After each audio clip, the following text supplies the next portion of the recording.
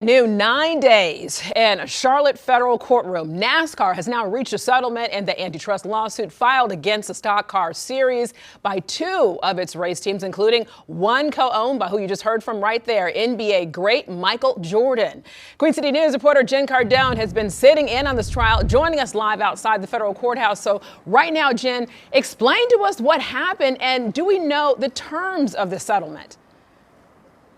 You know, Alicia, it's kind of crazy how all this happened. We had been meeting or starting court around 8:30, and when I walked in right around that time today, everyone was standing around, so we were wondering what's going on right now.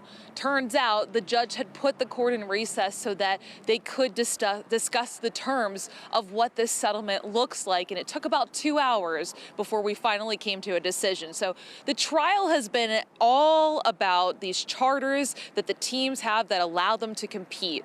They started in 2016 and were working on negotiations for this year, but not everyone was in agreement, including Michael Jordan, who's a co-owner of 2311 Racing. He had testified that not every team was being fairly treated and that he wanted to help the teams get the change that they had been looking for. As a lifelong fan of the sport, he says this means so much for his family and for NASCAR.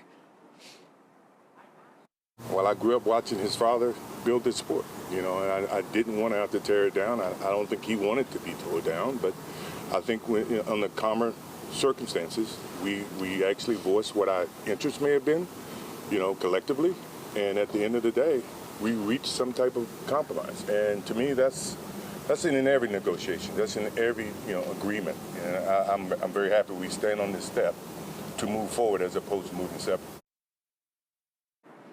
Now, as a condition of the settlement agreement, existing charter holders will be having conversations about getting into evergreen charters, which is what these teams had been asking for. And yes, we did ask the question. 2311 and Front Row Motorsports will also be able to be joining in part of that. But as far as money or whatever may have changed hands, we're not going to know the answer to that. That is going to stay at least behind closed doors for now. But we are glad to report that they have reached a settlement, and NASCAR and these teams say they just want to move forward and continue to do so into the future.